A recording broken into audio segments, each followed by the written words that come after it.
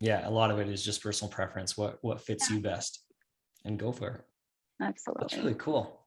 So what's your, do you have a favorite conference?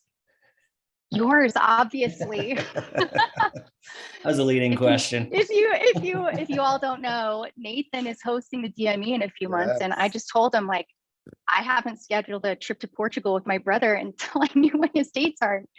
Every couple of weeks, he's like, "Do you know when it's happening yet?" I'm like, "I don't know," and I'm going to the Yeah. DME next year.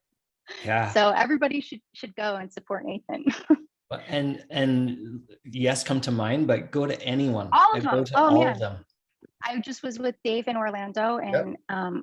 and that was my third conference of the year, and I have 2 or 3 more coming up this year, and Yeah. every single time, like, life changing, life changing, life changing. And you meet different people. I mean, Yes. I've been doing this for years, and I just met some new people at IMN that are going to be great partners, and we're going to have, we're going to do some really cool things together. And that's, so many years later, and I'm still meeting new people and getting new ideas and things. So it's great. Go to conferences. Go. If anyone is feeling overwhelmed about the idea of going to conferences, the way I look at it is, I don't need 1,000 friends. I just need 10 really good ones. Yeah. You don't have, I mean, my first conference, like I said, I was so nervous. Literally, my only intention was like, if I exchange business cards with 5 people, it will be a success. Well, I walked away with some people who are going to be friends for life and business partners, and set your intentions small. Have the goal to meet 1 or 2 people. That will be worth it to you, and you grow from there. Build your confidence from there. I actually did the exact same thing. I'd forgotten about that, but my first conference, I was like, 20 business cards. I'm going to give out 20 business cards. That is my goal. And I got it. And it just balloons. It goes from there. Yeah. So people get in the space and they get completely overwhelmed in different directions. If you restarted right now, how would you get to where you are today, I guess, faster? Do you think that you need to learn all these little parts to get to where you are? Or was there a fast track that you could have used to get to, I'm going to buy this note based on some kind of, hey, my personality said this, this, and this, I'm going to go this direction? I think I'm moving pretty fast. I mean, I did kind of my big advanced education at the beginning of 2020, like the first half of 2020. And then last year, people ask you, like, when you get in the space, everyone will say this, when you're looking for assets, they're out there and you find them through relationships, but people are going to want to know, what are you looking for? And you need to know why. And people ask, like, how did you learn about notes? How did you get into it? And I've heard a lot of people say, like, not to me necessarily, but why, if you learned about this 3 years ago or 10 years ago, why don't you have a note yet? What's the delay? I didn't get active in notes last year because it was a big licensing year for me and my other profession. And so I was balancing building that business. But I was totally ready to go. So I knew that as soon as this year started, that would be it.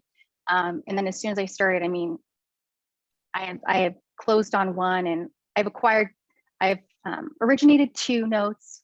1 was commercial, and that exited pretty fast. That was securing collateral for a bridge loan. And then I purchased 5. I just closed on 2 more assets yesterday. So Nice. I think I'm going pretty fast, but definitely get your education. There are so many places. Ask questions. I think what holds a lot of people back is fear.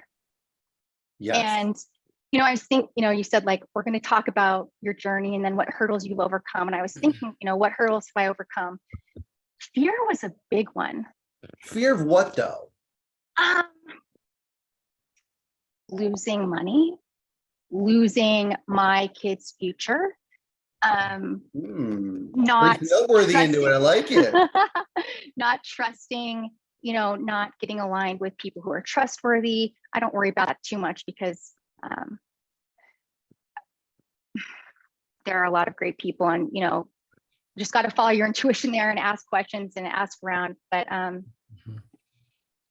do I not mess this up?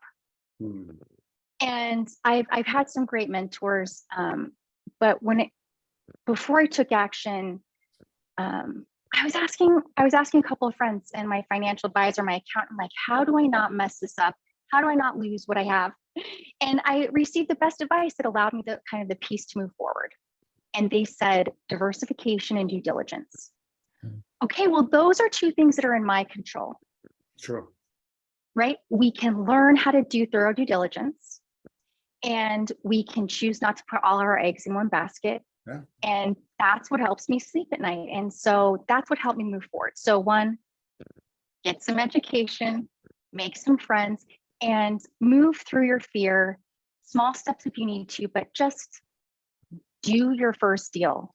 Like, I just need to get my first deal over with so I can start learning the lessons and, move forward smarter. Yeah, Stacy Michelle said in one of the comments here is that you're not alone. She was terrified in attending the first event too. I soon realized it was not. It wasn't what was in the head of, oh my God, I'm going nuts. This is going to be overwhelming. So Stacy, thank you for sharing that.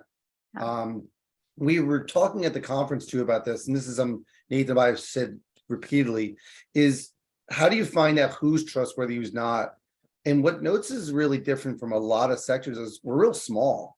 So if you ask any 3 or 4 people that you see repeatedly around about a certain person, you're going to get a response that are usually pretty common, either yay or nay, right? But so you get that confidence in who you're talking with before you get into it. And the other parts are confidence builder, right? If you're confident in your due diligence, if you're confident you're analyzing, and you're confident in your math, it actually comes about to reduce your risk, not eliminate, but reduce it. So Yeah. I'm curious, Candace, now, so you did a bunch of training and you learned a bunch of things, and then you bought a couple of notes. Have there been any surprises, any things that you were like, oh, I didn't learn about that? When we do a follow-up on this in like 6, 9, or 12 months, I bet I'm going to have a lot of lessons to talk about on these like 6 or 7 assets. I just know it. It's like waiting for the lessons. The things so far, I learned a little bit about how foreclosure, for example, or bankruptcy can play a role in the note space. Those are huge areas on their own. Mm-hmm. Insurance, huge area on its own. I'm sure I heard about statute of limitations, but that's not something that I had retained. I'm like, okay, well, this is something I need to brush up on. Yes. Over the last couple of months that I've been dealing with these assets, like you send someone out to do an inspection and they don't do it as fast as you're expecting. Like,